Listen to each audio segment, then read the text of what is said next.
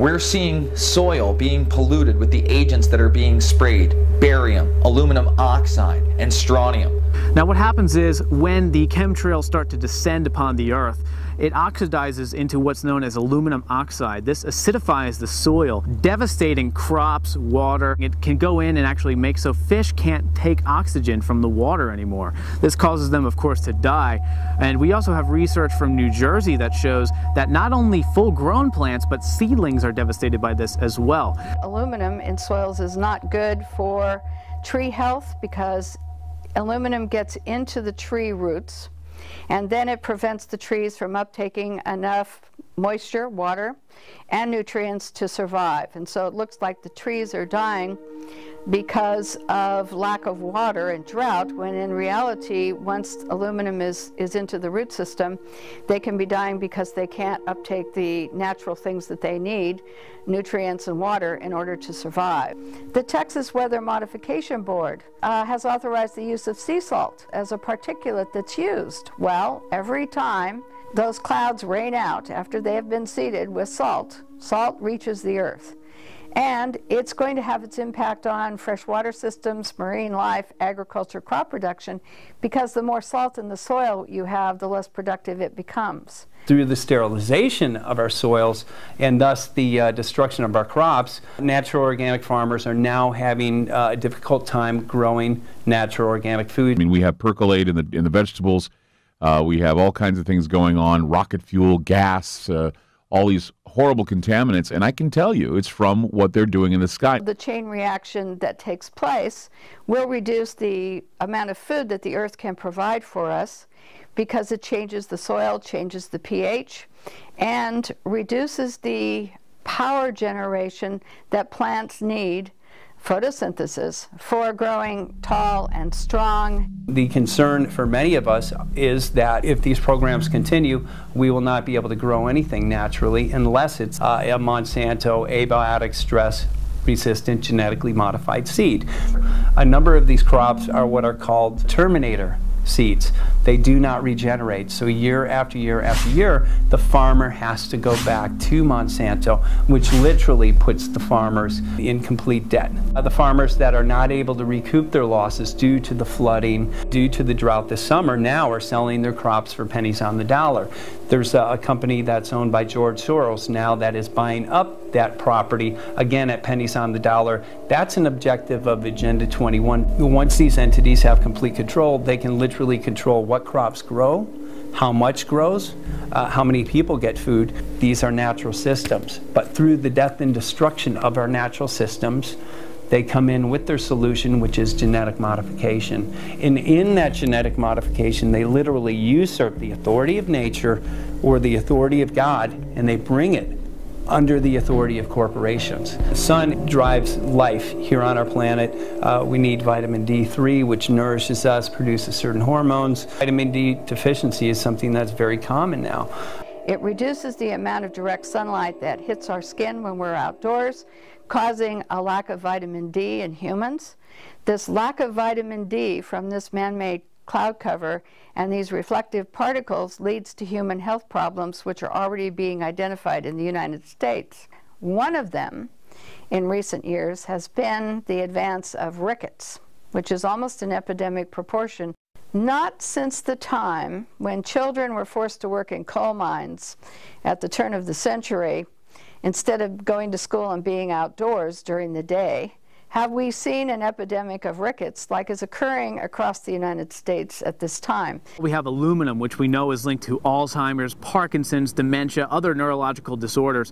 We have seen aluminum-related illnesses go through the roof in Riverside County. We've had over 260% increase. We have autism, ADD, and again, Alzheimer's, all going through the roof. I came to the conclusion that aluminum-coated fiberglass, or chaff particulates, were used by the ton and released worldwide by the ton for many, many years. These particulates stay in the atmosphere for approximately 20 hours, more or less. Aluminum, according to the physicians that we've spoken to, actually builds up in the body, so it will accumulate, and if it's not flushed out or chelated, it will compromise the health of an individual. Barium compromises our immune system.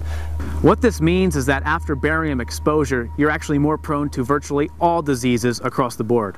We have seen respiratory mortality go from number 8 down to number 3 in the past 6 years. The day-to-day breathing in of these heavy metals will impact our health in a very negative way, leading to cancers and a number of other illnesses. We do know from studies that putting sulfur up means that it's going to come back down. And in the state of California, it is noted that sulfur can cause reproductive toxicity. And the state of California is required by law to notify the public of any chemicals that can cause cancer or reproductive toxicity, and sulfur is definitely on this list. So these programs are dangerous to us and should be controlled, and the public should be more informed, and that no individual corporation should be able to conduct these programs without public oversight and public consent. And this is a major issue that we're going to be facing in the future more and more.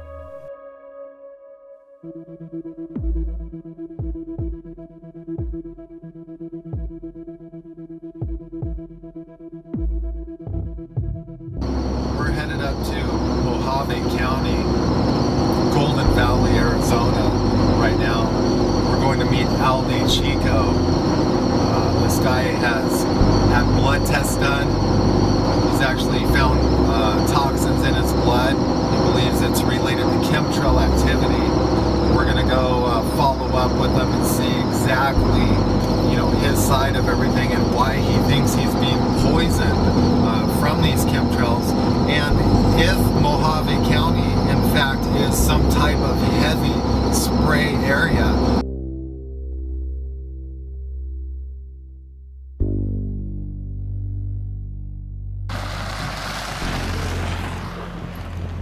My name's Alde Chico, and I live in Golden Valley, Arizona, which is in Mojave County. And I'm here, or you're here, for me to tell you a little bit about what happened in regards to toxins in the rain here and in many people's blood. People weren't feeling well. I wasn't feeling real well. I was having symptoms of respiratory irritation and almost failure, heart palpitations, a lot of sinus problems, a lot of coughing, a lot of mucus, just really gross, About 2 years ago, a friend of mine, Mr. DeChico, he started to tell me about he didn't feel well. He had problem with respiration, and I realized I wasn't feeling well either myself. I am 44 now. I was 42 about then, and I'm pretty healthy. I do not eat any processed food. I grow my own food. I drink water from my own well. The last 6 years since I moved to Arizona, I really live some sort of very natural, simple life. So I didn't understand why my health was starting to get weird. So I went to the doctor. It was on a day when we were getting bombarded in Kingman up here with a lot of jet traffic and crisscrosses all over the sky, spreading out into haze.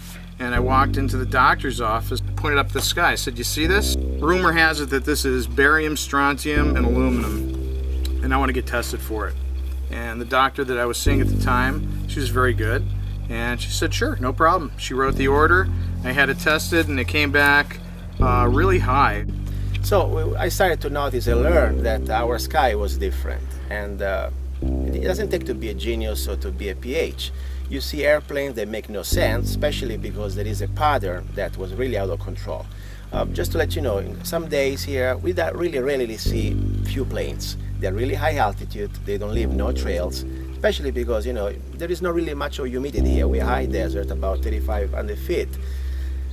Some days we really cannot even see the blue of the sky because there are so many planes that they create like a fog. And I had heard of geoengineering and chemtrails in the late 90s, but didn't really pay much attention to it. For example, I forget things. I realized that during the day when they spray, I forget things. I can now even remember sometime my name. I mean, seriously, stuff I was laughing at myself. I don't remember where I left my keys. So I started to document myself. Alan, my wife, called me and he said, "Listen, you gotta do this blood test." I just did it for the barium. I even didn't know what was barium, but me and my wife, we did the barium test, and also the aluminum. Bottom line, we had levels above, at least 800% above what's supposed to be the maximum recommended by the lab test. What came back was very high barium, 190. Let's see, reporting limit is 11. 11, and I was 190. We went to our local doctor. Of course, he has no idea, and so he put it on record. These levels, they're not what a normal person is supposed to have. And yes, they can be deleterious for your health, can be dangerous. Me and my wife, after we received the result of this blood test, we started to be really concerned. After little research, yes, I had all the symptoms of barium intoxication. Back in 2011, in July is when I did the rain and my first blood test. The rain showed aluminum very high, 321, barium 7.4, strontium 5.5. I retested again January 2012. The strontium was very high, 35, with, let's see, strontium is supposed to be 11. Reporting limit is 11. It's now 40. I was retested here in July. We tried to find, first of all, a solution. The solution, we wanted to see if it was just us, me, Alan, and my wife, or somebody else. We started to have a pool of people, about 20 people, and we really encouraged them to go to do their blood test. These people, they live in different areas between Golden Valley, Kingman, Bullhead, some also in Phoenix, some also in Texas, okay? As I said, we have about 20 people, and about 90% came back with a very high levels of barium or aluminum. It's really irritating because I've testified to the health department here, to the board of supervisors. We've been in touch with the governor's office, and nobody wants to do anything as far as really determining where these toxins are coming from. I'm here mainly to talk about what's in my blood and what's in the blood of 20 people. For your information, geoengineering, also known as chemtrail, is taking place globally, and there are millions of people, scientists, doctors, that know what's going on. Has anybody been looking at the skies here today? Because it went from clear blue for many days, and now we've got crisscrosses all over the sky. My barium was 150 in February. Now it's 190. I also have low blood platelets, which is a problem with clotting, okay? I also have rainwater. If anybody would like to volunteer to drink some. Anybody want to drink some rainwater? It has aluminum in it. And I'm going to tell you how much it has in it. 321 parts per billion, 7.4 for barium, and 5.5 for strontium. Trevor Bajori of the Department of Environmental Quality says this is safe to drink. Anybody want to drink some? I don't. I stay at home. I am disabled and getting more disabled because of what is in our atmosphere. Excuse me, sir, but your time's up. Well, extend it. You can extend it. Okay, she spoke for 20 minutes with a high school chemistry class. There's a lot more information out there than that. This is terrible, and you are all being affected by this, and you better wake up, look up, and realize what's being dumped upon us. This is for real. Our own government, the United Nations, is making us sick, and you better wake up. Thanks for the extra time, okay? Thank you. I want some answers in writing. Thank you.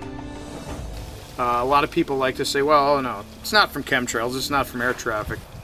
If that's the case, fine. Where are the toxins coming from? We need to know this. All of us need to know this because it's in our blood. It's in your kid's blood. It's in your blood. It's in your hair. It's in your bones. The point is we all live in different households. We live in different parts of the county. Some live also in different parts of the state. We have a couple from Phoenix. We drink different water because the first thing they were trying to throw at us, oh, it's in the water. I did immediately a test. I paid out of my own pocket to see my water if there was any barium. The water is completely clean. No barium at all. The health department put on a little dog and pony show here locally, trying to, in my opinion, placate the public and try and explain where barium might come from, other sources like Brazil nuts, which I don't eat. The county tried to discredit us, say, okay, this is in some sort of a magic food, like nuts from Brazil or stuff like that. Come on. First of all, I eat my own food, I grow my own food, and we all eat from different households. We don't live in a commune, okay? So forget the food.